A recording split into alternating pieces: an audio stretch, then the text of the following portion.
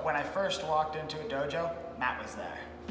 And he's one of the guys that kind of developed with me and then walked me through my entire amateur career. He was in my corner for like 12 fights or something like that. And then also a lot of smokers and jiu-jitsu competitions. So Matt here's been my guy since I was amateur until I was like halfway through my pro career. So I'm pumped to be talking to him, get a little bit of his insight. So, know how I got into martial arts. How did you get into martial arts? I first got in martial arts when I was 15, and I started training with a few friends of mine who are a few years older and had some jiu-jitsu experience.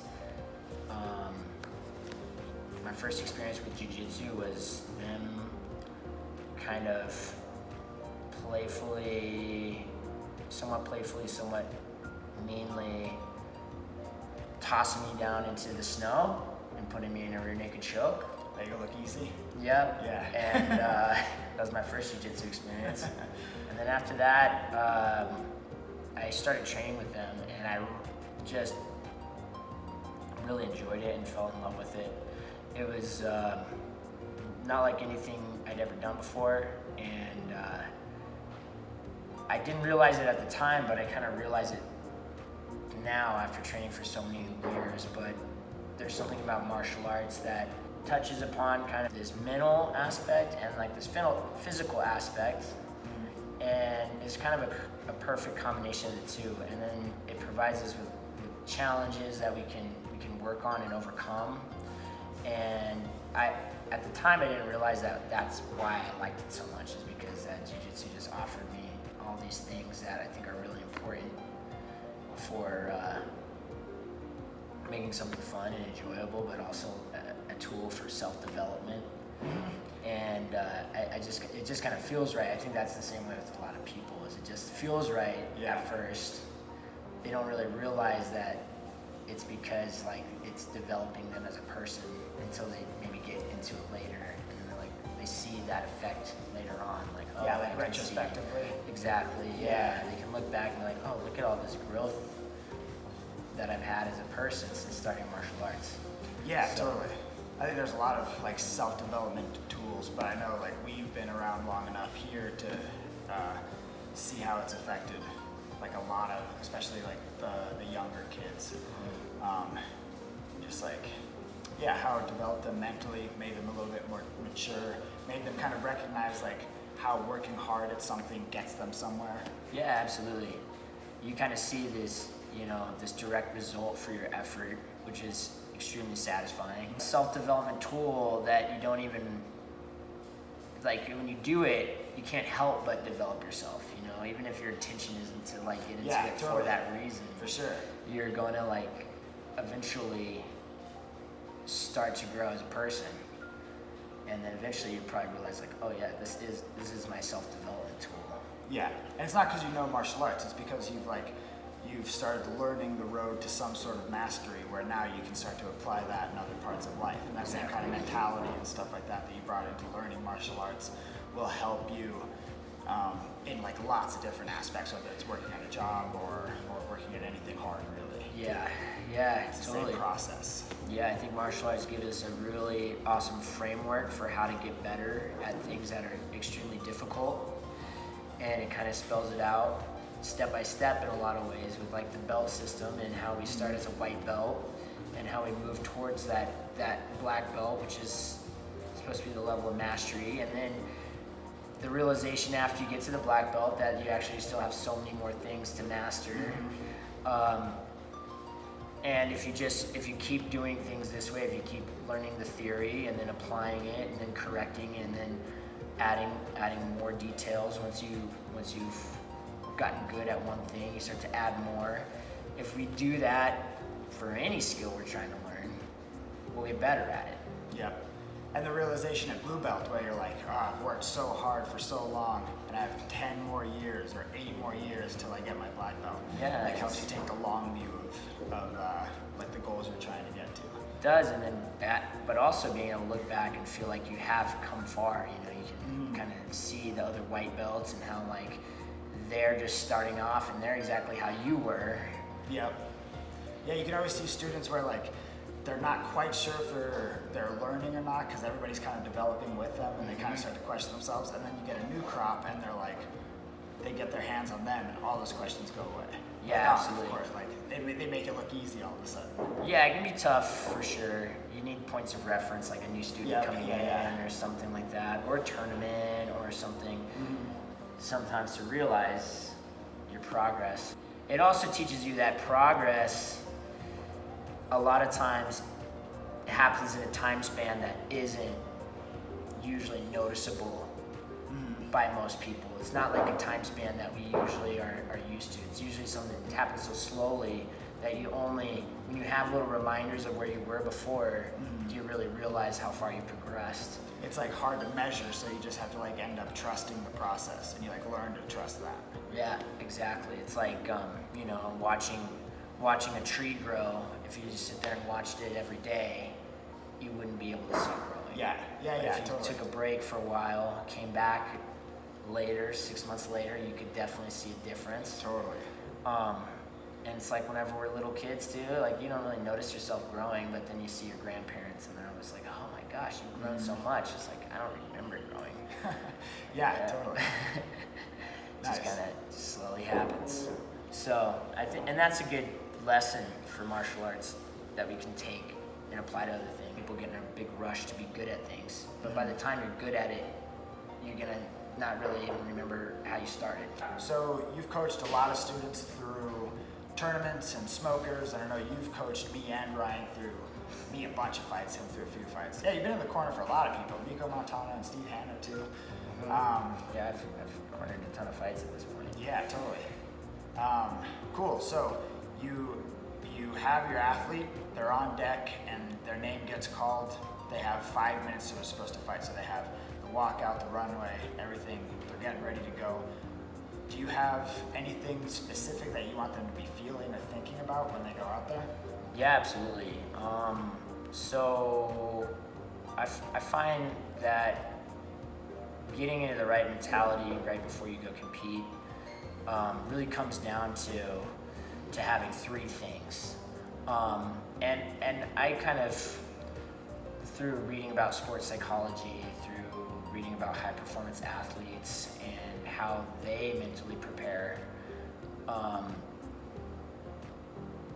I think it really comes down to feeling three things, which is you want to feel focused on the task at hand, you want to feel calm, and you want to feel confident.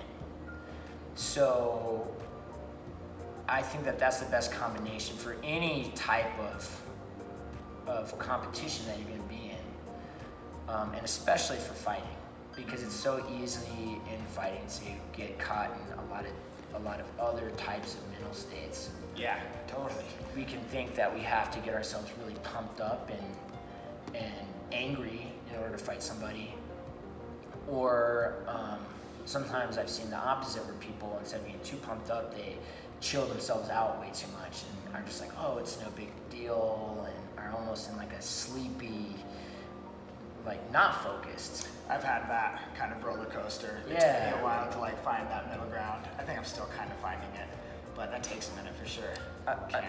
I think what I tell a lot of my athletes is I want them to picture just a cold-blooded assassin. Be the cold-blooded assassin. No emotion, ready to just keep coming forward and attacking. And I don't mean like that in like a sense of just like, you know, bite on your mouthpiece and keep coming Like forward. footwork, But you're coming just, forward. yeah, like, that. well, and I just mean like you're just gonna keep fighting. Whatever happens, you're just gonna keep fighting and fighting and fighting, and you're not gonna stop until the fight's over. And we're not gonna be emotional. Like, imagine the perfect cold-blooded assassin in whatever movie. That's kind of what you want to embody. And I think that what that allows us to do is it allows us to like get out of the emotional and kind of just tap into more of the unconscious part, which is really what training does to prepare us. The unconscious movements that we have, right? All these movement patterns that we've established through training, and hopefully if you're fighting, you've done a lot of hours of training. Yeah. And that means that you've set up a lot of different movement patterns you want to be able to access those without any kind of barrier between them, like that emotional, that anger.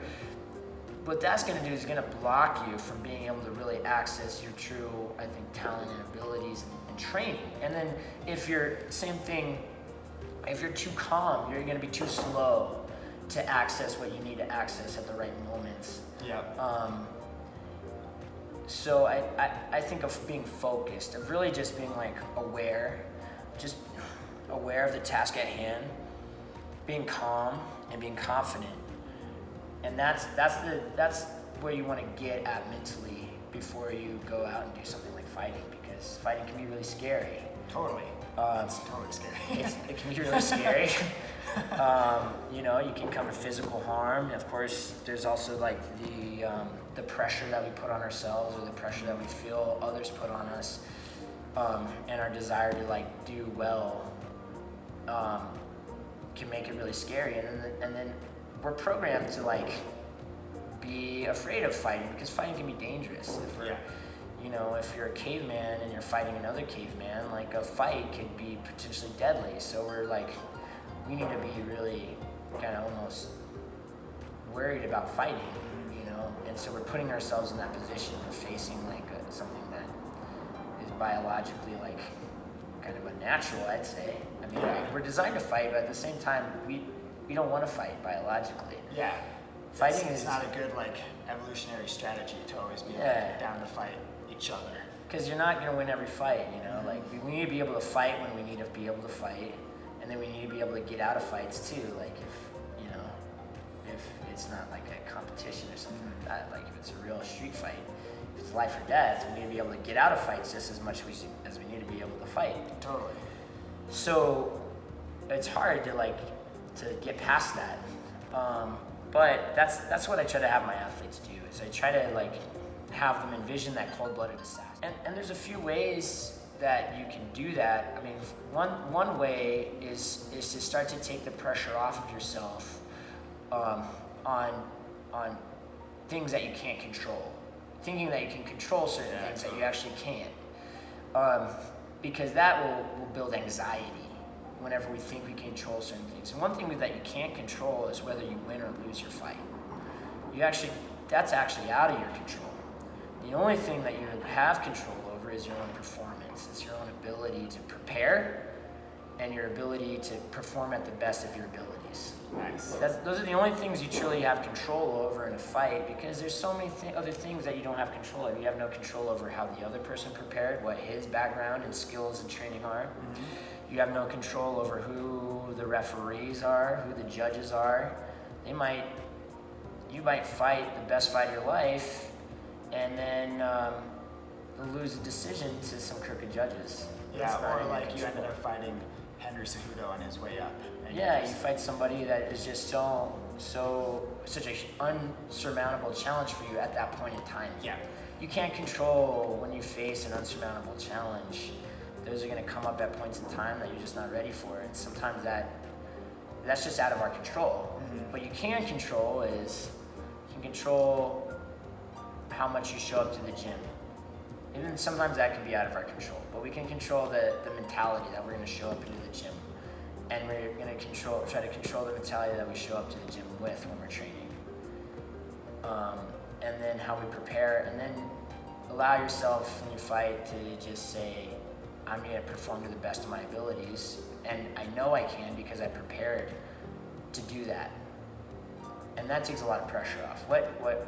Totally. I've been in a bunch of fights where just reaching that mentality where I stop focusing on who my opponent is or his knockouts, and I stop focusing on whatever school he's from, or that's fighting scary, or whether I win or lose, and just boil it down to, all right, I've been doing this for 13 years and I'm really, really good. Mm-hmm. If I lose, it's because he's also really, really good, and that's okay. Mm-hmm. And just that's it, and leave it at that. Absolutely. It's super. It takes a lot of the pressure off, and like the anxiety really goes away if you kind of reach that. Well, and like you said, it took a long time, and it takes a long time because you to believe that, you have to kind of have the proof.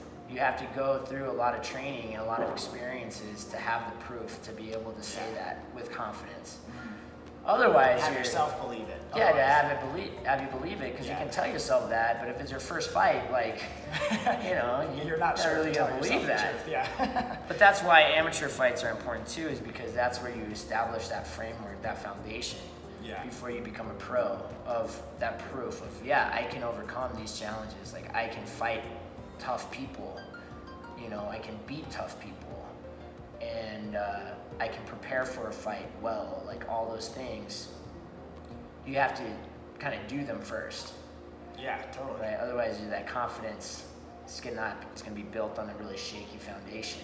Yeah. As soon as it gets contested, it's gonna start to the sand is gonna start to shift. Totally. Yeah. Yeah, it's gonna all come crashing down. You get caught in that situation. You tell yourself, "Oh, I can hang with this person," and then you're like, "Oh no," you might be losing the fight, and then you're thinking like, "Oh, maybe I can't. Maybe I really can't beat this person. Maybe I really can't do this." Yep. That used to pop into my head every time I lost an exchange. Even if I was winning the fight, first exchange I'd lose, those questions would start to come in. Well, and a lot of professionals will feel that way. They call it the imposter syndrome. Yeah. And a lot of people who are fresh out of college, they have a really, a degree with a lot of prestige. Mm-hmm. They go into a workplace and then they realize, oh, I actually don't have really any experience doing this job, even though I have this degree. It feels like and they pretending. feel like an imposter, and so they kind of say, things like "fake it till you make it," and stuff like that, which can help somewhat. But the best way to be prepared is to have the training behind you. Yeah. Is to put the framework in and start with small challenges that you can overcome, whatever your ability levels are. So that's why I have fighters start with grappling tournaments. I have them start with smokers. I have them start with local fights. It's so that they can, in a competitive arena, they can overcome some challenges that they're capable of. Mm-hmm. And that starts in the gym. When your first day you walk in the gym, you want to be able to start building people up and have them start to face challenges that they're capable of overcoming. And just because you're capable of overcoming a challenge, if it's a true challenge, you might not overcome it. Yeah, it depends. Otherwise, on the it's day, not if you have a crappy attitude or. Yeah, or something maybe like that. it just was too much for you. Like you said, that day it might just have been too much.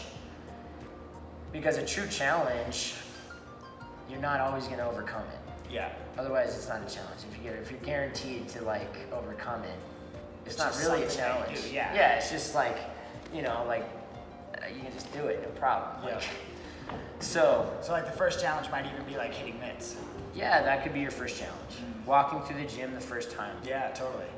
Walking in there and taking your first class. That's your first challenge that you just showed yourself you can overcome. Rolling with that first person, getting that first submission, and starting to train. And going back to what we were talking about with starting martial arts, is that you start building on those challenges and overcoming those little challenges. Yeah. And yeah, then- totally. Ideally, in order to become a successful pro or to go far, especially in a competitive sense, you keep building on surmountable challenges one at a time. And so eventually the challenges that you're facing for somebody might seem huge. Like for a lot of people who see what you go and do are gonna think there's no way I could ever do that. And that's always what I tell people, that because to them it feels so extreme and so far out of their ordinary. And I always tell them that it starts I was interested in martial arts, so then I started hitting mitts and I got pretty good at that. So then I started sparring and I got pretty good at that. But I never really wanted to fight until I started getting good at sparring. I was like, all right, maybe one fight, and then that was okay. And now it's all these little steps to this thing that seems so extreme, but it took years of lots of little baby steps to get there. Absolutely. Yeah. It's when you're already close to the top of the mountain, that person down looking at you up from the bottom of the mountain is like, oh man, how am I going to get to that summit? But you're only a couple steps away. Once you're already at the top, it's to go a couple steps more, it's easy. Yeah. I can go 10 steps more, but they're not thinking about all the little steps that you took to get up to that point. Yep, totally. And all those little steps, I think, are what people a lot of times will forget about, or they won't take into account. How They many call little people a steps. natural or talented or Exactly. something like that, or whatever, he just has the killer instinct, or whatever they attribute to people that are that close to the top of the mountain and are forgetting about all those steps. Exactly. I heard Bernard Hopkins say one time, like, that fighting is really easy. You just have to be disciplined. The thing is that most people aren't disciplined. Totally. So when you actually have the discipline to like go through all those little steps and to like have the humility and do all those little steps, then it's almost like it's easy. You know, like all those little things just add up. They accumulate and they compound to make it so that your fight is successful. And that can be, you know, things like diet. And one thing that people don't really think about when they want to start fighting is like how you have to learn about these things. You have to learn about things like how to actually eat properly. Yeah, and then you have to experiment. With like, then it'll affect how you eat, how often you drink alcohol, how early you go to bed, all of these things, because if you mess around with them too much, it'll affect your training. Yep. So you end up building this whole life that's healthier because you start training, or a lot of people do. That's what I've seen with like people that I do regular training with too, but these kind of self-development processes tend to lead to like a healthier. And it's steps, right? Life. It's steps. It doesn't usually happen all at once. It's like this person's like, oh, I gave up smoking. Dude, I still drank a lot. Or yeah, and then eventually get to the point where it's like the next step that I need to shed in order to like get better is going to be this. Yeah. Like you start shedding like these burdens that are holding you back, one by one, right? In order to get to where you're going, and then eventually, like maybe for you, it was like drinking was that burden that you were just holding on for a really long time. Like, okay, I can still get really far. Like, well, I'm still holding this burden, but then eventually, once you decide you can let it go, it like just makes it easier. Yeah. You know. Yeah, totally. Martial arts is so great for people is because it's another like kind of framework that shows you how in life little decisions kind of all affect each other. Like all these little decisions affect like our art form, you know, and our ability to improve. And the longer you train, the more you start to realize like how all those little decisions add up. And I really think it's the same for anything that you want to do in life. It's like all these little decisions add up. And in martial arts, you get a really clear, immediate lesson in that. Totally. You know, you did something, you made a decision, and you had a crappy training session, and you got your ass kicked for it. Yeah.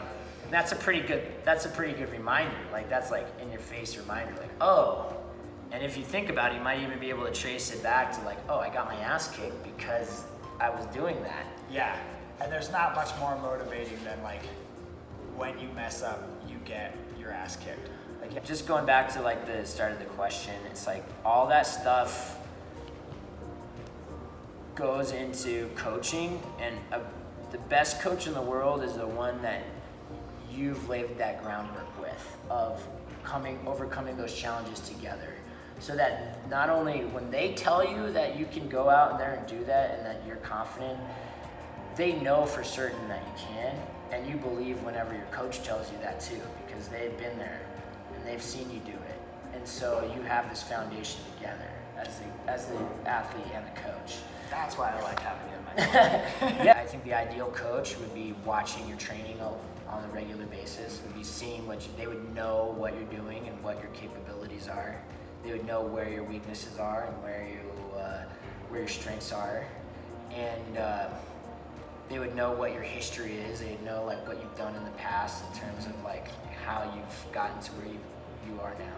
So they don't know just martial arts, but they know you and like how you do martial arts. Kind of find that play in between. Absolutely, and then they can communicate with you. They're not just telling you what to do. Like they know you as a person and can communicate. And for me, coaching is really about helping somebody else achieve their goal. And so that means I need to know their goal. Like I can't put goals on people as a coach. Yeah, totally. I have to like get to know what people's goals are before I can actually coach them to get to where they want to be to accomplish their goal. Totally. That's a good point. Nice. Fuck yeah, that was awesome. If I see a fighter that seems like they're not mentally in the right space before the fight, if they're not able to get into that calm, confident, and focused mindset, I as a coach start to ask myself like, well, why? Because there could be a lot of reasons why. And it depends on the athlete. Sometimes I've seen people kind of lose their mental edge or be in the wrong mindset because of factors in their life, because of like stressors outside of fighting. Yeah. So that's a big one. Like, are there stressors outside of fighting that could be the reason that they're losing focus right now? Yeah. And that could be, troubles at home. That's a big one. With jobs and relationships and all those kind of things. Those can definitely take away our focus. And that's usually whenever I see somebody who's not in the right mental space, a big part of it is they could be focused. Or they're not confident. Well, why aren't they confident? Like, they're doubting themselves. They're feeling anxious before the fight. And for me, that means that either they feel like they're in for a challenge that they can't overcome, which means that we haven't done the work beforehand. We haven't laid down the foundation, right? They haven't had the experience, or they got pushed into something they're in over their heads. Totally. Right? And fighters can't get in over their heads. So the goal is to that's why we got to do these little steps, so that you're building on small steps as an athlete, and you don't jump right into the deep end too soon. You don't jump right into a challenge that's way in over your head. Totally. Because that's going to make you feel anxious. That's going to make you feel not confident. One that kind of takes people by surprise, and something that you were talking about the other day and that I really liked, is just recognizing when it's game time and not getting jacked up. Like, not letting yourself continuously reach those peaks and then having to calm yourself down and then peak out and calm yourself down. You've gone through that so many times that by the time you actually step out to fight, you're kind of done for. Yeah, and that's where I'd say someone's not calm, or they're not focused, right? So, being calm is not being chilled out, right? Being calm is just being like we could sit still, we could be stoic for a second. And a lot of times people won't be calm, either because they've been coached their whole life to get pumped up before a fight, or they think they've got it inside their head, maybe from who knows where, media, or they just think, man, I'm about to fight somebody, I need to be pumped up. Yeah, I think it's that the only thing that we ever see of fighting is because people are fighting because they're so angry. Yeah, so that's a good point. That connection of you fight when you're angry. I should be angry when I fight. Yeah, that's kind of why most people might fight. Right, exactly. But as an athlete fighting, anger. Do people think clearly when they're angry? No. Think of a really angry person. Do they think clearly? Do they do they make intelligent decisions? Yeah. Are they operating at their best when they're angry? Think of the last time you've seen someone really angry. Usually when we describe someone who's really angry, we describe them as they've lost control. Yeah. They're a really angry move. They're losing it. Yeah. Anger is definitely not the key to fighting. We don't want to be in a professional fighting situation where someone's going to describe us as losing it or losing control. Totally.